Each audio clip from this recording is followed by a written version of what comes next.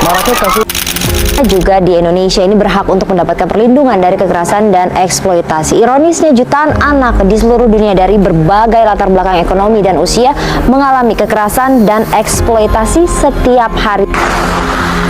Dalam setahun terakhir, tindak kekerasan terhadap anak beberapa kali berujung pada kematian. Tidak hanya dilakukan oleh orang tak dikenal, namun sejumlah pelaku kekerasan justru orang terdekat korban.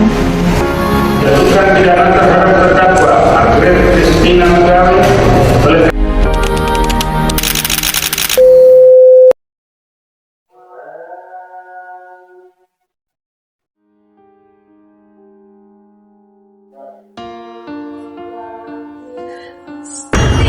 Bapak kan sudah bilang untuk belajar yang benar. Apa nilai ulangan kamu ini 80? Maaf Pak, tapi kan saya udah berusaha Pak. Alah, kalau kamu benar sudah berusaha, kamu itu dapat 100, bukan 80. Bapak kan sudah mengajarkan kamu untuk selalu belajar dengan benar. Bapak kerja dari pagi hingga malam. Emang kamu tuh anaknya tidak diuntung, tidak tahu diri. Memang harus kasih pelajaran. Stop! Apa-apaan nih? Isa tidak pernah mendengar seperti ini.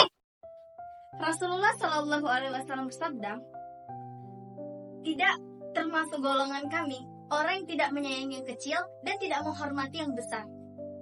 Dan seharusnya anak itu diberi amanah dari Allah, itu seharusnya kita sayangi, bukan malah diberi pukulan seperti tadi. Jadi itu merupakan contoh yang tidak benar ya teman-teman. Stop kekerasan terhadap anak. Apa sih kekerasan itu? Kekerasan adalah tindakan yang merugikan fisik, psikis, atau hak orang lain. Dalam Islam, kekerasan itu sangat dilarang. Mengapa kita harus melindungi mereka? Karena anak merupakan titipan dari Allah yang harus kita jaga dengan penuh kasih sayang dan penuh tanggung jawab. Sehingga melindungi mereka dari kekerasan, memberikan kasih sayang, dan memenuhi hak-hak mereka merupakan wujud nyata dan kebaikan yang diajarkan oleh Islam. Sebagaimana yang telah diriwayatkan dari hadis riwayat Tirmizi yang berbunyi, sesungguhnya orang-orang yang terbaik di antara kalian adalah yang paling baik kepada keluarganya. Nah, di sini ada 3 langkah untuk menghindari kekerasan terhadap anak. Yang pertama, berikan kasih sayang dan perhatian yang lebih terhadap anak kita. Dan yang kedua, didik anak dengan nilai-nilai Islam. Yang ketiga, jauhkan anak dari kekerasan dan bahaya. Kronologi dalam drama yang kami buat itu menggambarkan kekerasan terhadap anak yang sering terjadi di dalam masyarakat. Dalam cerita ini terdapat tokoh yang berperan sebagai ayah yang merasa emosi karena anaknya yang mendapatkan nilai yang sangat rendah. Tindakan ini mencerminkan bentuk kekerasan fisik dan verbal yang sering dilakukan dengan alasan mendisiplinkan anak. Namun kekerasan seperti ini bertentangan dengan nilai-nilai agama dan hukum. Nah, dalam konteks hukum Indonesia, kekerasan terhadap anak itu diatur oleh Pasal 76C UU Perlindungan Anak nomor 35 tahun 2014 yang menyatakan bahwa setiap orang dilarang melakukan kekerasan terhadap anak baik secara fisik maupun psikis. Nah, yang kedua itu Pasal 80 UU Perlindungan Anak bagi yang mengatur ancaman pidana bagi pelaku kekerasan terhadap anak berupa penjara hingga 5 tahun atau denda maksimal sebanyak 100 juta. Nah, sementara itu di Aceh terdapat tambahan hukum syariat yang mempertegas larangan kekerasan. Kanun Aceh nomor 6 tahun 2014 tentang hukum jinayat yang memberikan hukuman berupa ukubat takzir atau sanksi yang ditentukan oleh hakim, termasuk cambuk atau penjara bagi pelaku kekerasan fisik terhadap anak. Nah, yang kedua, Kanun Aceh nomor 11 tahun 2008 tentang perlindungan anak yang menegaskan bahwa anak-anak harus dilindungi dari segala bentuk kekerasan, eksploitasi, dan perlakuan buruk lainnya. Kemudian terdapat argumentasi para tokoh dalam drama tersebut. Yang pertama, Pak Andi sebagai ayah merasa bahwa kekerasan adalah cara efektif untuk mendisiplinkan anak. Tokoh yang kedua, ada Sufti sebagai korban, merasa takut dan tertekan akibat perlakuan dasar ayahnya. Lalu terdapat sosok pengingat, memberikan pandangan moral dan agama yang mengingatkan bahwa kekerasan terhadap anak tidak hanya melanggar norma agama, tetapi juga bertentangan dengan hukum yang berlaku di Indonesia dan di Aceh. Pertimbangan hakim dalam drama ini adalah sosok pengingat yang memberikan pencerahan.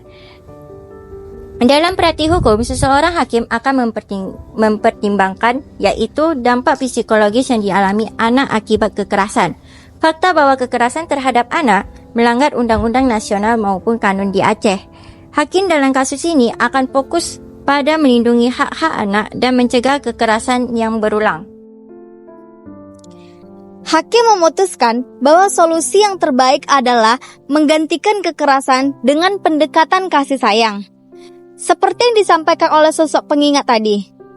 Jika di pengadilan, pelaku kekerasan dapat dijatuhi hukuman sesuai pasal 80 UU Perlindungan Anak atau kanun jinayat tergantung pada konteks kasus yang dilakukan.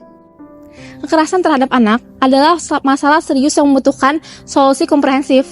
Salah satu cara efektif dalam melibatkan pendekatan pendidikan, dukungan sosial, penegakan hukum, dan kerjasama lintas sektor. Yang pertama, terdapat pendidikan dan kesadaran masyarakat harus ditingkatkan. Orang tua perlu diberikan pelatihan tentang pengasuhan positif untuk menggantikan pola asuh yang kasar. Yang kedua, anak-anak yang menjadikan korban kekerasan membutuhkan dukungan psikologis. Yang ketiga, penegakan hukum yang tegas sangat diperlukan. Yang keempat, kerjasama lintas sektor dapat memperkuat upaya ini. Pemerintah, organisasi, masyarakat, dan lembaga internasional perlu bekerjasama untuk menciptakan program-program yang efektif. Akhirnya, pemberdayaan anak juga tidak kalah penting. Anak-anak perlu diajarkan tentang hak-hak mereka dan cara melaporkan kekerasan. Program pengembangan diri seperti pelatihan keterampilan dapat menimbulkan rasa percaya mereka. Melalui pendekatan ini, kekerasan terhadap anak dapat dicegah dan ditangani secara efektif. Semua pihak memiliki peran penting untuk menciptakan lingkungan yang aman dan mendukung bagi pertumbuhan anak-anak sebagai generasi penerus bangsa. Menurut analisis kami, bahwa kekerasan terhadap anak seringkali dipicu oleh kurangnya kesadaran hukum dan kendali emosi dari orang tua. Dalam konteks hukum nasional, pentingnya bahwa bagi masyarakat untuk memahami bahwa kekerasan terhadap anak adalah tindak pidana yang dapat dikenai sanksi berat. Dalam konteks hukum nasional, penting bagi masyarakat untuk memahami bahwa kekerasan terhadap anak adalah tindak pidana yang dapat dikenai sanksi berat. Sebagai mahasiswa hukum, kami menyadari pentingnya penegakan hukum yang kuat dan kampanye sosialisasi untuk meningkatkan kesadaran masyarakat tentang pentingnya melindungi anak-anak dari segala bentuk kekerasan. Stop kekerasan terhadap anak. Islam mengajarkan kasih sayang dan perlindungan. Sayangi, lindungi, dan doakan anak demi masa depan yang diridhoi.